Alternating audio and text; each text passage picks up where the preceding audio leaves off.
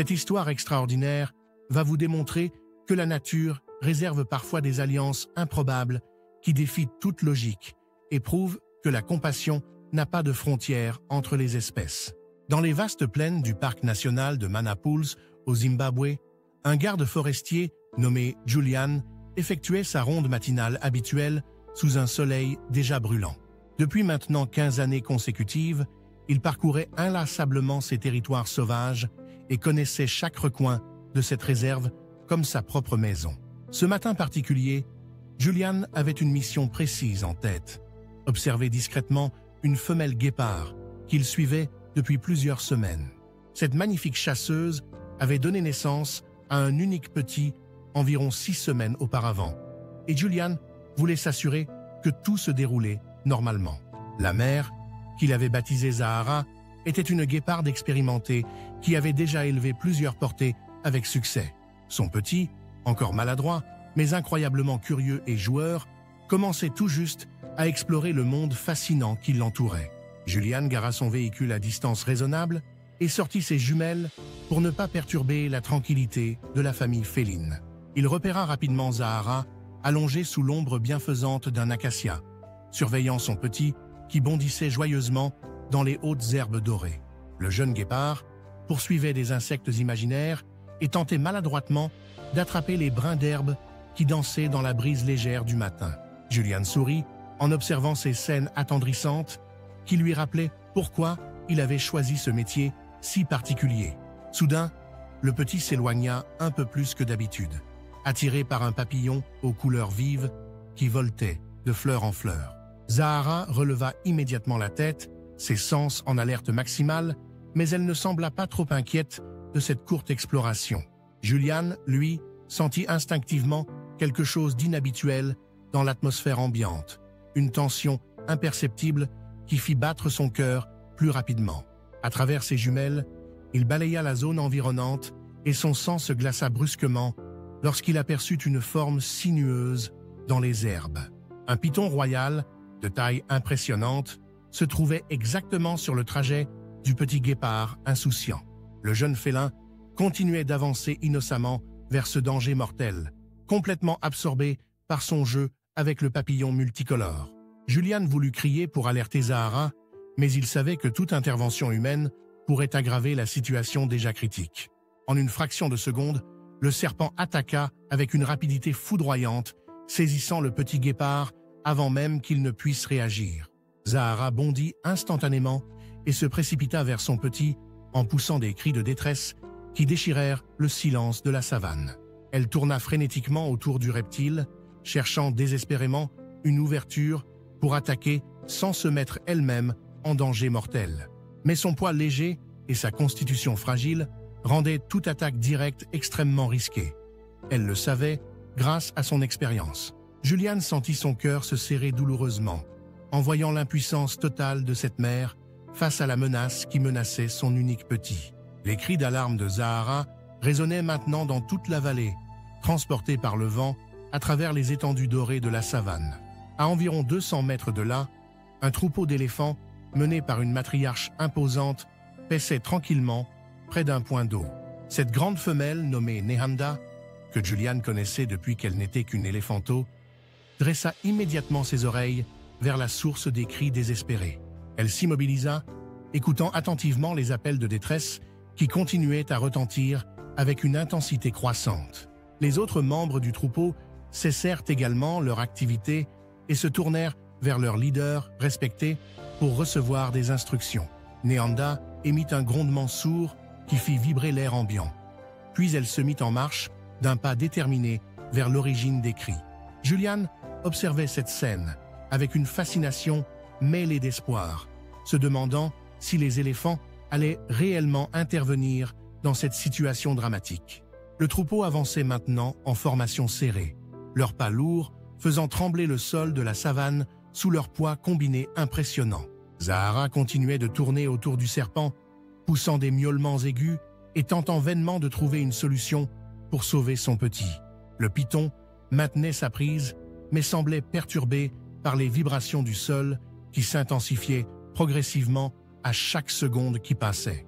Lorsque Nehanda et son troupeau apparurent finalement à l'horizon, le reptile releva sa tête pour évaluer cette nouvelle menace potentielle.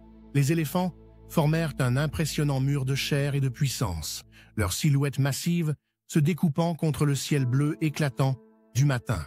Néanda s'avança en tête, balançant majestueusement sa trompe et émettant des grondements sourds qui résonnaient comme des avertissements sans équivoque.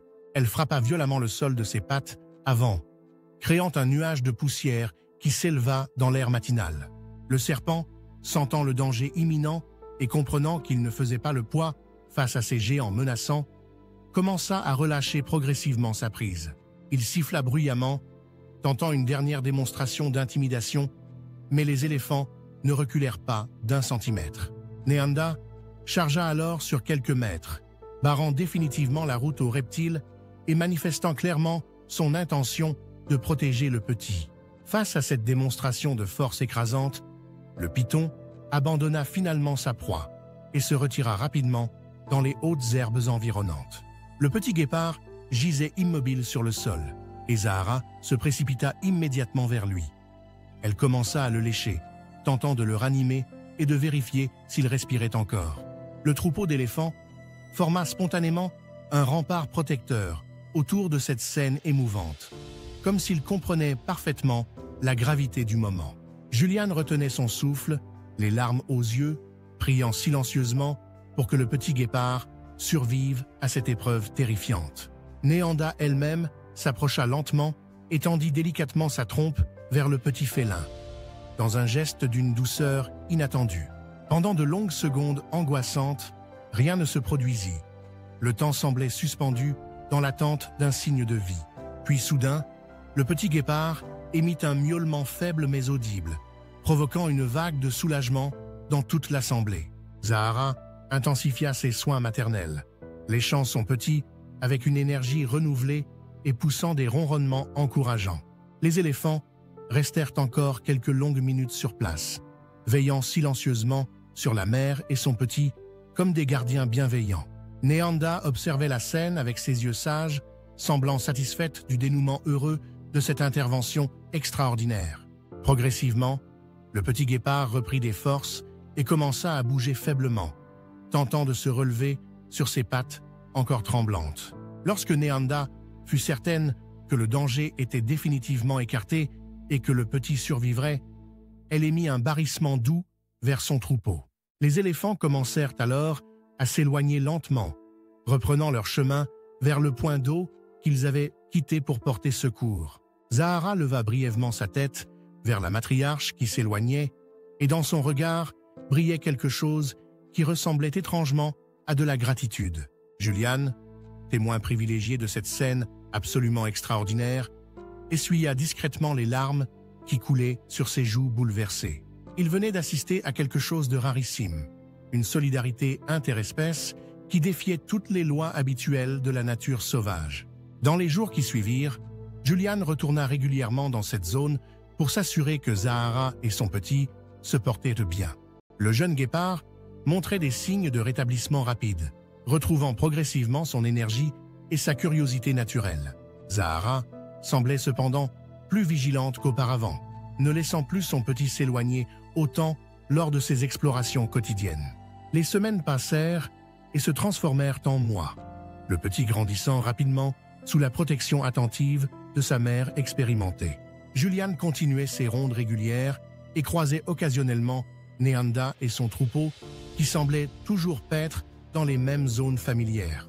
Chaque fois qu'il les apercevait, il ne pouvait s'empêcher de repenser à ce matin extraordinaire où la compassion avait transcendé les barrières naturelles.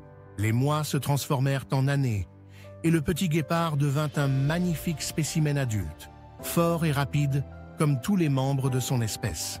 Parfois, lors de ses patrouilles matinales, Juliane apercevait au loin la silhouette élancée de ce guépard, accompagné de Zahara, qui vieillissait dignement dans la savane. Ces moments lui rappelaient systématiquement que la nature cache des mystères profonds et que certains liens invisibles unissent tous les êtres vivants de cette terre. L'histoire de Zahara, de son petit et de Néanda était devenue légendaire parmi les rangers du parc de Manapools. Elle prouvait que la compassion et l'entraide peuvent surgir dans les circonstances les plus inattendues, même entre des espèces que tout semble opposer. Quelque part dans les plaines dorées du Zimbabwe, cette histoire continue de se raconter à travers le vent qui murmure dans les hautes herbes de la savane.